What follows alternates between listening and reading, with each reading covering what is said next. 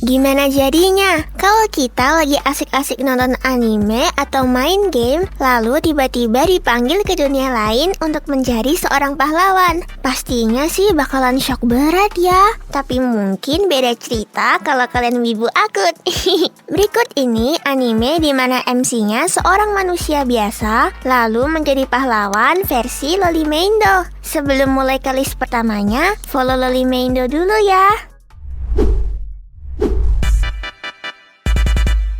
Kalian wajib banget nonton anime isekai satu ini. Bercerita tentang seorang murid SMA yang jatuh cinta pada Hime yang ternyata seorang putri kerajaan cincin yang ada di dunia lain. Di sini MC-nya nanti bakalan berpindah dunia lalu menjadi pahlawan sekaligus raja cincin yang bakalan memimpin satu negara. Walaupun aku agak sebel sih karena ada unsur harem di ceritanya, padahal konsep romance aja pasti udah bikin anime ini kelihatan lebih sempurna.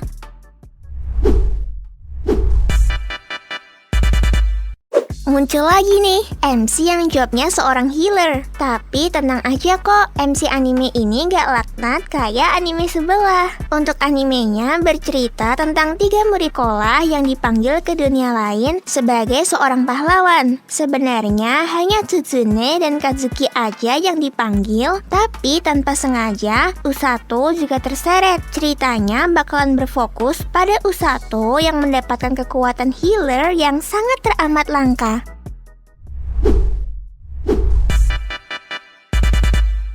MC anime ini sebenarnya udah pernah pergi ke isekai untuk mengalahkan Raja Iblis, tapi tugasnya sudah selesai dan ia kembali lagi ke bumi. Tapi suatu hari, dia dan teman satu kelasnya dipanggil kembali ke dunia fantasi untuk menjadi pahlawan. Tugasnya sekarang adalah untuk membunuh temannya sendiri yang menjadi penerus dari kegelapan. Untuk ceritanya sih lumayan unik karena MC udah overpower dari awal. Ditambah juga dia dikenal oleh seluruh orang kalau dia itu adalah pahlawan.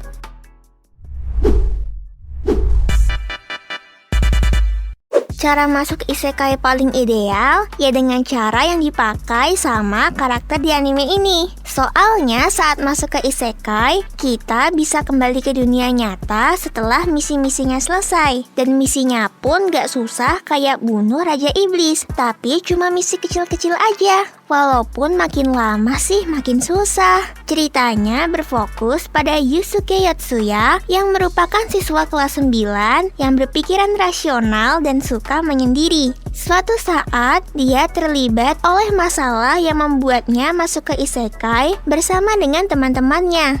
Di dunia lain itu, mereka diberi tugas sambil berlatih. Tapi di mana yang lain dapat elemen pahlawan yang keren, Yotsuya malah dapat elemen ampas kayak koki atau petani.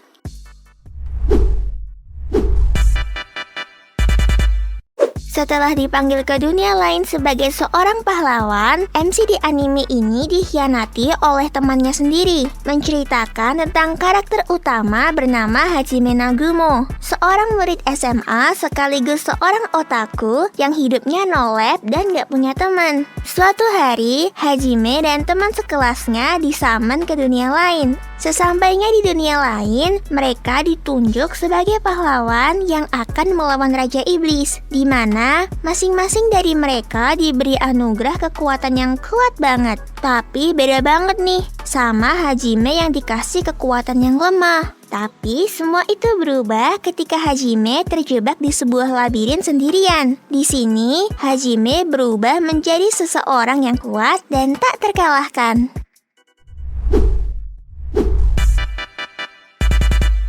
Kalau kalian mau nonton anime dengan genre komedi absurd dengan MC super kuat, mungkin anime ini cocok untuk ditonton. Ceritanya mengisahkan tentang kakek-kakek yang mengalami koma selama 17 tahun. Setelah terbangun, dia bercerita kepada ponakannya kalau selama dia pingsan, si paman ternyata masuk ke dunia lain dan menjalani hidup menjadi seorang petualang. Dalam anime ini, full akan menceritakan perjuangan si paman di dunia lain yang sangat mengenaskan namun juga heroik. Anime ini mungkin cocok banget buat kalian tonton di waktu-waktu gabut. Soalnya anime ini punya alur yang lambat dan gak nyeritain apa-apa soal perjalanan di isekai atau keseharian mereka.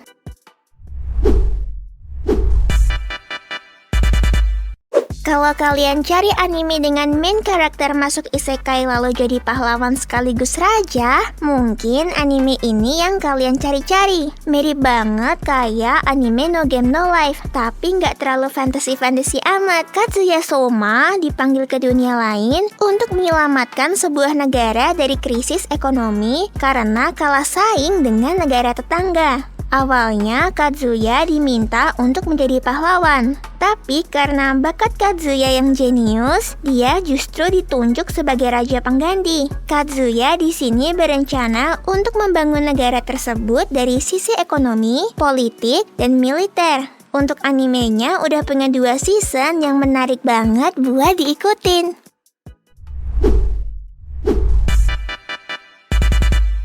Karena memiliki ayah seorang pengarang light novel dan ibu seorang ilustrator eroge, Kano Shinichi ada keturunan murni seorang otaku. Namun dia tidak memiliki kekuatan istimewa apapun kecuali pemikiran yang luas, insting yang tajam, dan pengetahuan tentang perotakuan seperti manga, anime, game, light novel, sampai figur. Suatu hari, dia menjadi seorang duta besar Jepang yang diberi tugas untuk menyebarkan budaya otaku ke dunia lain dengan menjadi misionaris otaku di sebuah dunia paralel yang lebih tepatnya kerajaan Eldan yang dipenuhi dengan makhluk aneh seperti elf, naga, dan juga dwarf.